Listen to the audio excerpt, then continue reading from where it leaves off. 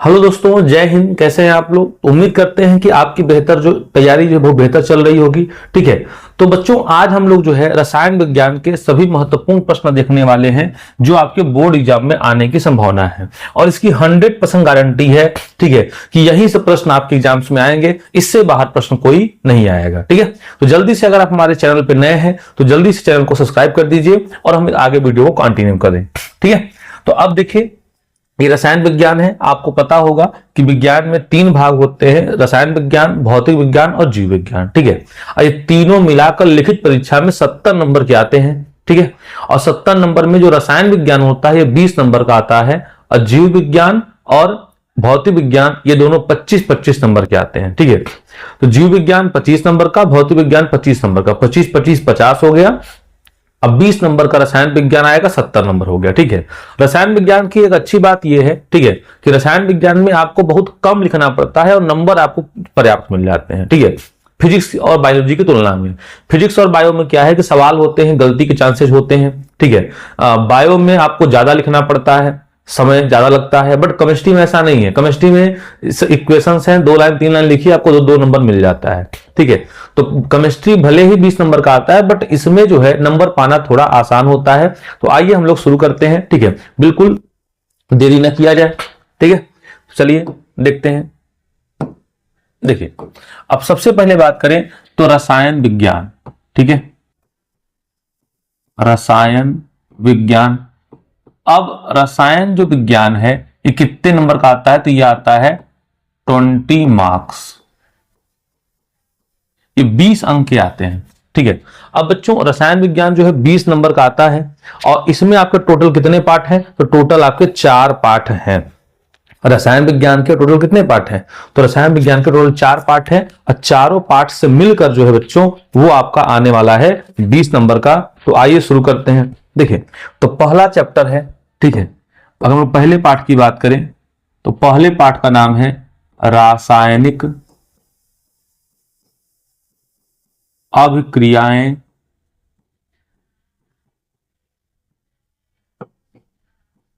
एवं समीकरण। ठीक है, तो रासायनिक अभिक्रियाएं एवं समीकरण ये आपके हो गया पहले पार्ट का नाम। अब बात करें कि यहां से कौन कौन से प्रश्न जो है आपके एग्जाम्स के लिए महत्वपूर्ण है। देखिए, तो सबसे अगर पहले प्रश्न की बात करें, सबसे पहला प्रश्न आपका यहां पे यही पूछा जाता है। ठीक है, कि संतुलित रासायनिक समीकरण क्या है? संतुलित रासायनिक समीकरण क्या है? तो संतुलित रासायनिक समीकरण क्या है ये पूछा जाता है और आपसे इसका महत्व पूछा जाता है। ठीक है, तो संतुलित रासायनिक समीकरण क्या है, इसका महत्व बताइए, पहला प्रश्न। ठीक है, और आपसे यह भी पूछा जाएगा कि कोई समीकरण दिया है और उसको कहेगा आपसे संतुलित कीजिए। ठीक है, क्या कीजिए? संतुलित कीजिए। तो पहला प्रश्न तो आपसे यही पूछा जाएगा, ठीक है, कि संतुलित रासायनिक अभिक्रिया क्या है और इसका महत्व क्या है, इसको संतुलित करिए। ये प्रश्न जो है आपसे पहले पूछा जाएगा। दूसरे अगर हम लोग प्रश्न की बात करें तो आपको देखिए क्या याद करना है परीक्षा के लिए, तो सभी अभिक्रियाओं की परिभाषा, सभी अभिक्रियाओं की परिभाषा। ठीक है, अब सभी अभिक्रियाओं की परिभाषा, इसके साथ साथ प्लस कम से कम एक उदाहरण, कम से कम एक उदाहरण, ये आपको पढ़ना है। ध्यान रखिएगा, सभी प्रकार के रासायनिक अभिक्रिया की परिभाषा जैसे संयोजन, वियोजन, अपघटन, ठीक है, विस्थापन, द्विविस्थापन, ऑक्सीकरण, अपचयन, ऊष्माक्षेपी, ऊष्माशोषी, ये सब आपको हम पढ़ा चुके हैं। ठीक है, तो सभी अभिक्रियाओं की परिभाषा और कम से कम आपको एक उदाहरण जरूर लिखना है। ठीक है, इतनी बातें आपको ध्यान रखनी है। इसका और एक प्रश्न की बात करें, ठीक है, तो कुछ बातों पर आता है टिप्पणी लिखने के लिए। ठीक है, तो आता है टिप्पणी लिखिए, टिप्पणी। अब टिप्पणी किस पे आता है? देखिए, टिप्पणी आता है संक्षारण पे और आता है विकृत गंधिता पे, एक आता है रेडॉक्स पे। ठीक है, तो इन 3 बातों को ध्यान रखिएगा, संक्षारण, विकृगणता और रेडॉक्स, इन पर टिप्पणी लिखने के लिए आता है। ठीक है, इतनी बातें अगर आप तैयार कर लेते हैं तो पहले पाठ में आपको कोई विशेष समस्या होने वाली नहीं है। तो ध्यान रखिएगा बच्चों, ये पहले पाठ के सारे महत्वपूर्ण प्रश्न हो गए। तो जल्दी से इसका स्क्रीनशॉट आप लोग ले लीजिए। हो गया, चलिए अब आते हैं दूसरे पाठ में। देखिए, अब दूसरे पाठ में बात करें तो दूसरे पाठ का नाम है आपका अम्ल, क्षार एवं लवण। ये दूसरे पाठ का नाम हो गया अम्ल, क्षार एवं लवण। अब देखिए, इसमें अगर हम लोग महत्वपूर्ण प्रश्न की बात करें, ठीक है ना, तो इसमें अगर हम लोग महत्वपूर्ण प्रश्न की बात करते हैं तो कौन कौन से महत्वपूर्ण प्रश्न आते हैं। देखिए, सबसे पहला जैसे अम्ल हो गया, ठीक है, और क्षार हो गया और लवण हो गया, इनके उदाहरण पेपर में आपसे यही पूछेगा। देखिए, परिभाषा बड़ा पूछने वाला नहीं है, परिभाषा अम्ल क्षार का वैसे आया ही नहीं है बहुत एग्जाम्स में। ठीक है, तो आपको इनके उदाहरण याद करने हैं। उदाहरण कितने, तो कम से कम 3, तो कम से कम 3 उदाहरण जो है आपको याद करने हैं, ये ध्यान रखिएगा। हाँ, इनकी परिभाषा आप याद कर सकते हैं, कौन वाला, आर्हीनियस वाला। ठीक है, तो आर्हीनियस सिद्धांत के अनुसार जो है आप अम्ल, क्षार, लवण की परिभाषा याद कर सकते हैं कि अम्ल वे पदार्थ होते हैं जो हाइड्रोजन आयन दे, क्षार वो होते हैं। बाकी वीडियो में डीप एनालिसिस हम करा चुके हैं इनके बारे में। ठीक है, तो ये आप लोग देख लीजिएगा। इसके बाद अगर इसके बाद हम लोग बात करें, ठीक है ना, तो इसके बाद देखिए क्या हो जाएगा। इसके बाद आपको पढ़ना है पीएच मान, पीएच मान की परिभाषा, मतलब कहते किसे हैं। ठीक है, और पीएच मान का उपयोग या इसी को महत्व नाम दिया जाता है। ठीक है, तो पीएच मान की परिभाषा और इसका महत्व, और इस पर आंकिक प्रश्न आएगा।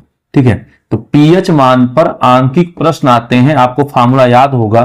ठीक है, कि पीएच बराबर माइनस का लॉग एच आयन की सांद्रता। ठीक है, तो इस पर जितने भी सवाल होंगे आप सारे सवाल देख लीजिएगा ताकि कोई विशेष समस्या ना हो। इसके लिए आप एनसीईआरटी या कोई भी क्वेश्चन बैंक देख सकते हैं, उसमें आपको इनफ जानकारी मिल जाएगी। अब बाकी हमारे नोट्स पे सारी चीजें अवेलेबल हैं, हमारे वीडियो लेक्चर पे भी अवेलेबल है, आप वहां भी देख सकते हैं, विनिसर 2.0 इसी चैनल पे। ठीक है, इसके बाद आपको यह भी याद रखना है, ठीक है, थोड़ा ध्यान रखिएगा, गलती करते हैं अक्सर कि पीएच मान जैसे 0 से 7 के बीच में है तो जो विलयन है वो अम्ल होता है। ठीक है, और 7 है तो उदासीन हो जाता है। ठीक है, और 7 और 14 के बीच में है तो क्षारीय हो जाता है। तो सारी बातें आपको ध्यान रखनी है। ठीक है ना, ये विकल्प में आता है, ये जो हम आपको बातें बता रहे हैं आप लोग पढ़े भी हैं पूरा वीडियो में, तो ये सब विकल्प में आते हैं। ठीक है, ऑप्शनल में आप पूछे जाते हैं, तो इनको भी आप लोग ध्यान में रखिएगा। तो ये पहले पार्ट के थ्योरेटिकल वाले क्वेश्चन हो गए। ठीक है, अब थोड़े से अगर इसमें हम और बात करें पहले पार्ट में, ठीक है ना, तो देखिए, तो पहले पार्ट में थोड़ा सा और हम लोग बात करेंगे इसमें, तो थोड़ा सा इसको हम लोग मूव कर लें ऊपर की ओर।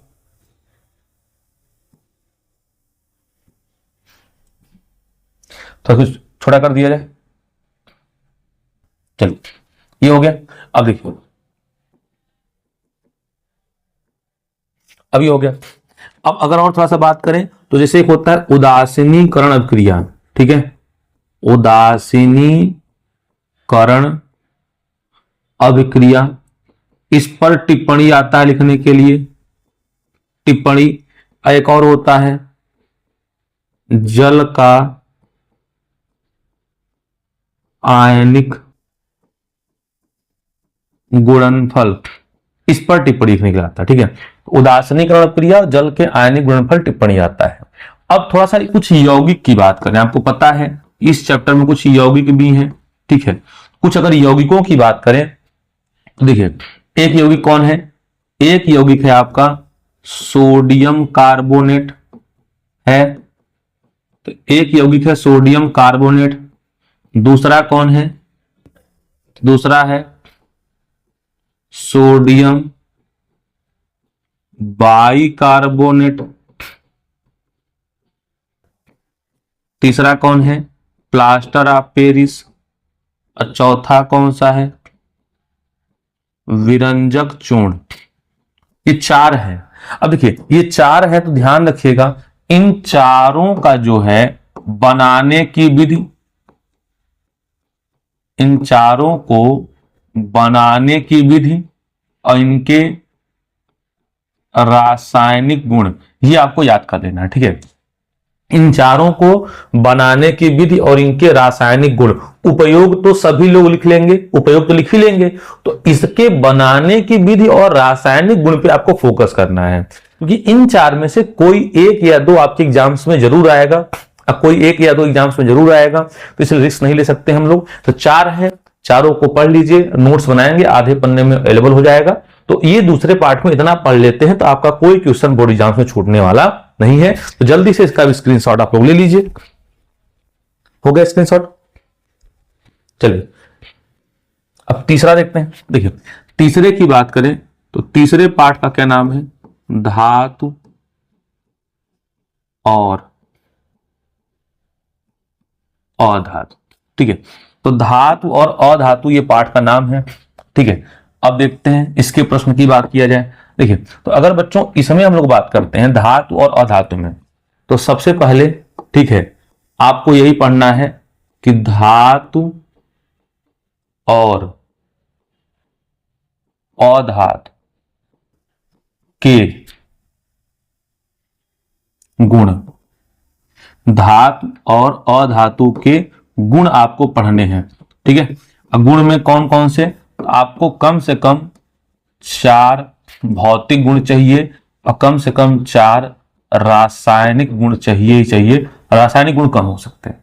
तो धातु और अधातु के गुण जो है आपको जानने हैं। ठीक है, और परीक्षाओं में लिखने भी पड़ेंगे। तो धातु और अधातु के 4 गुण आपको लिखना पड़ेगा और प्लस इनकी परिभाषा आपको मालूम होनी चाहिए। परिभाषा और उदाहरण, तो परिभाषा और उदाहरण जो है ये आपको मालूम होना चाहिए। तो धातु और धातु में ये आप जरूर ध्यान रखिएगा कि इनकी परिभाषा कैसे लिखा जाए, इनके उदाहरण कैसे लिखा जाए। तो ये सारी बातें आपको छोड़ना नहीं है, ये आपका तैयार होना चाहिए। ऐसा ना हो कि आप जब उसमें लिखने जाएं तो गलतियां हो जाएं। ठीक है ना, ये हो जाएगा। और थोड़ा सा अगर ये पढ़ लेंगे तो ध्यान रखिएगा धातु और अधातु में अंतर भी आपके परीक्षा में पूछा गया है। तो 4 अंतर पता, अगर आपको गुण पता है तो अंतर भी लिख लेंगे, इसमें कोई समस्या वाली बात नहीं होनी चाहिए। तो आप इसको देख लीजिएगा। ठीक है, अब इसके बाद आपको देखना है इसमें दूसरा क्वेश्चन आयनिक यौगिक। ठीक है, आयनिक यौगिक क्या होता है और आयनिक यौगिक का जो गुण धर्म है ये आपको मालूम होना चाहिए। आयनिक यौगिकों के गुण धर्म के साथ साथ एक बात और ध्यान रखिएगा, आयनिक यौगिक के जो गुण धर्म है इनके साथ साथ आपको कुछ बातें और ध्यान देनी है। जैसे कौन कौन सी बातें आपको और ध्यान देनी है? देखिए आयनिक यौगिक हो गया, इनका गुणधर्म हो गया, इसके साथ साथ आप इसका जो बिंदु संरचना है, ठीक है, कौन संरचना है? बिंदु संरचना है। ठीक है, जैसे Na2O का हो गया, MgO का हो गया, तो इनकी बिंदु संरचनाओं को भी आपको देखना पड़ेगा। ये हो गया। इसके बाद ठीक है आपको लिखना है विद्युत रासायनिक श्रेणी। ठीक है, तो विद्युत रासायनिक श्रेणी क्या है, अब प्लस इसकी उपयोगिता आपको पूरा ट्रिक से बताया गया है। तो विद्युत रासायनिक श्रेणी क्या है और इसकी उपयोगिता लिखिए, ये बात भी आपको ध्यान में देना है। ठीक है, तो विद्युत रासायनिक श्रेणी क्या है, इसकी उपयोगिता बताइए, तो ये बात आपको पढ़ लेना है। तो तीसरे पाठ में ये 3 प्रश्न जो हैं आपके अति महत्वपूर्ण हो गए। ठीक है, अब इसमें बात किया जाए, थोड़े से कुछ और प्रश्न देख लिए जाए। ठीक है, तो इसमें जैसे आप देख सकते हैं इतना हो गया। अब थोड़ा सा इसको हम लोग जो है और स्क्रॉल कर दें। चलिए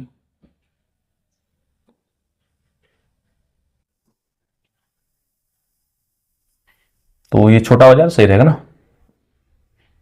ये हो गया। अब देखें तो ये हो गया विद्युत रासायनिक श्रेणी प्लस उपयोगिता हो गया। इसके बाद कुछ टिप्पणी कभी कभी लिखने के लिए आ जाता है। टिप्पणी मतलब शार्ट नोट। अब टिप्पणी किस पर आएगा? देखिए तो पहला आ जाता है खनिज पे आ जाएगा आपसे। 2 लाइन लिखिए, ठीक है। अयस्क पे लिखिए, ठीक है।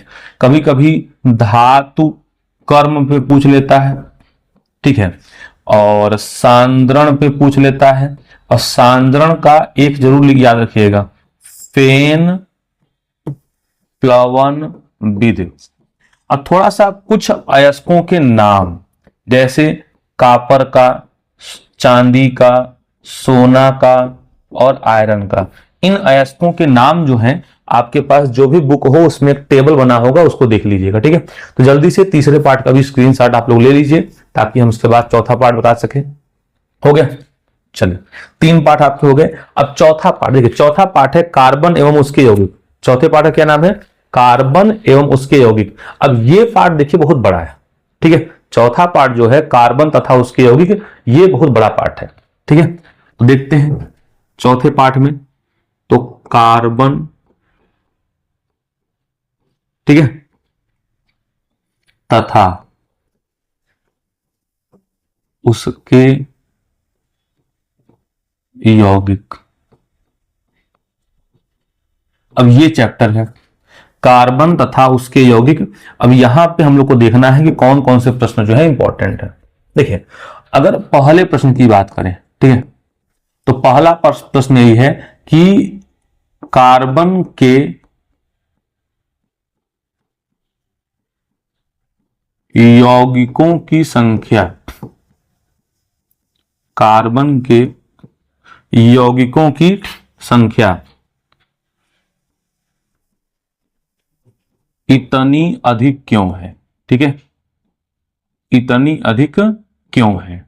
तो अब इतनी अधिक क्यों है, तो इसके आपको 2-3 बताया गया है।